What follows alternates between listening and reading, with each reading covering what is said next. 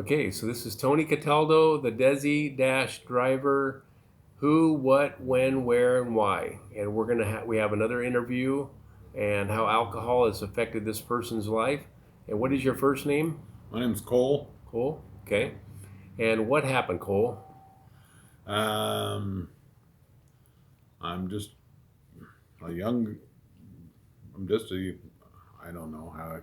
We just want to hear your story about how alcohol has affected your life, buddy. All right.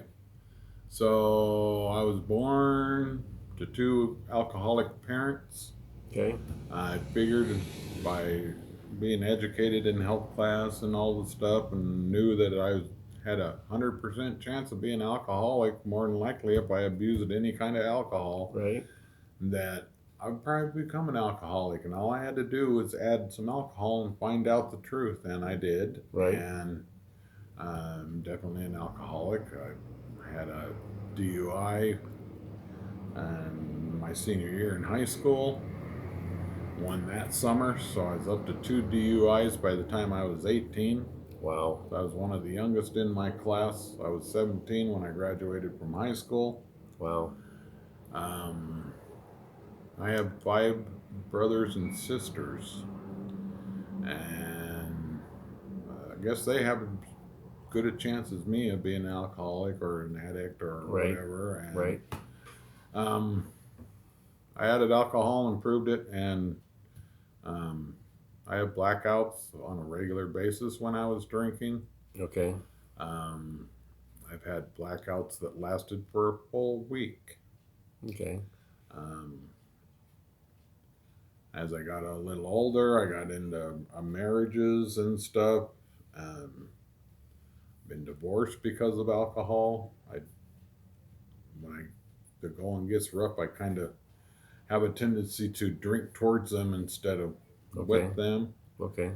Um, And you believe a lot of that's inherent.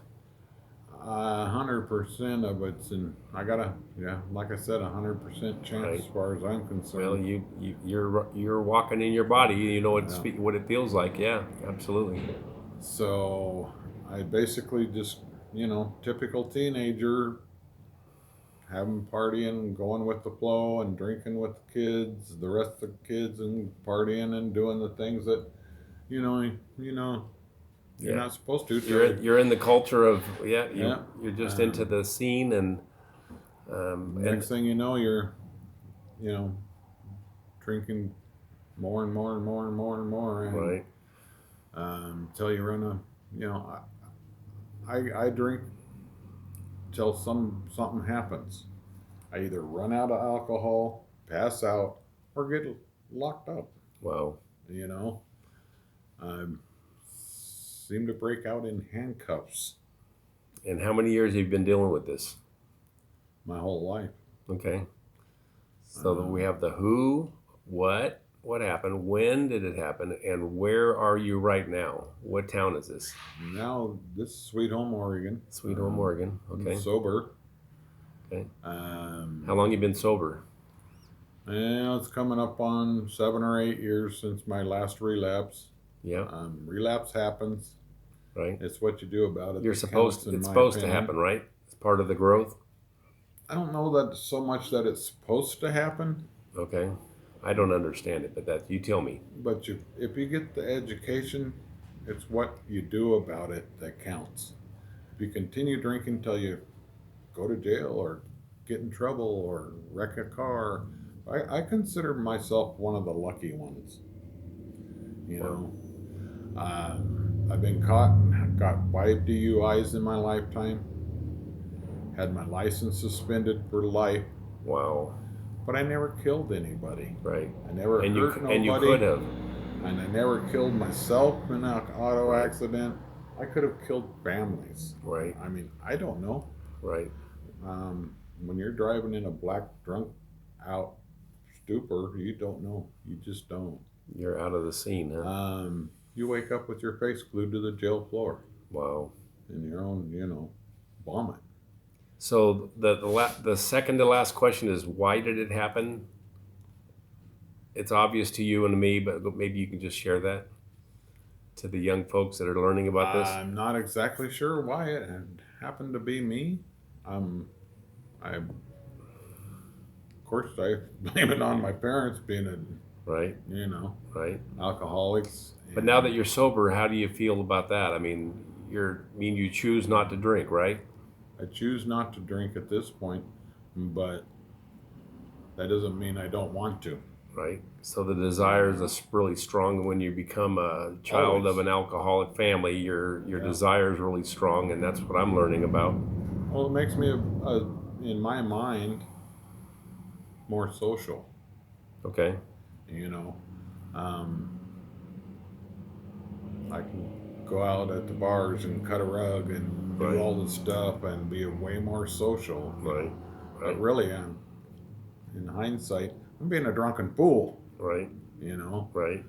Um, Okay.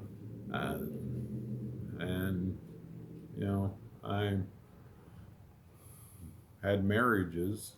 I'm on my fifth marriage, Okay.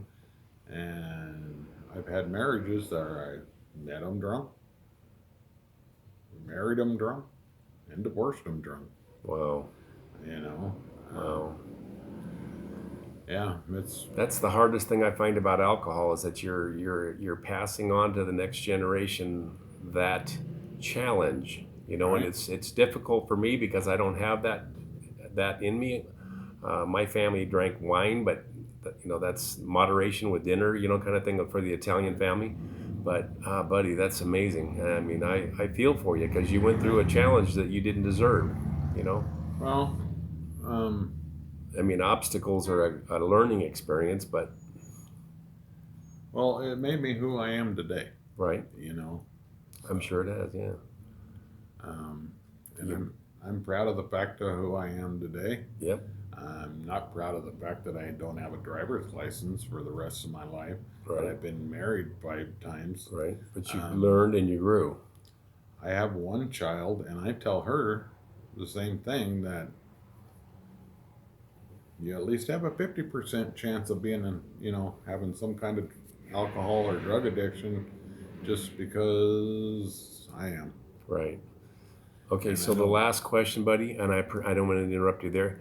So Cole, what would you say that your advice is to the young folks that are learning about how alcohol's affected people's lives? What's your advice to them?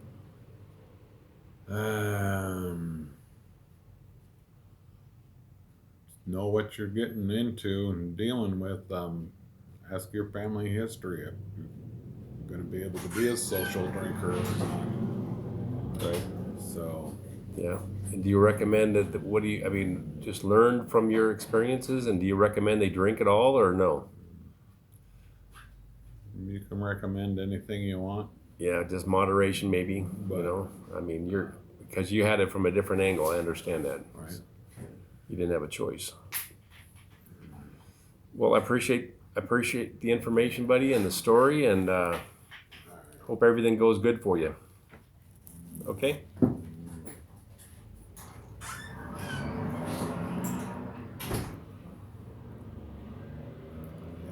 Thanks, Cole.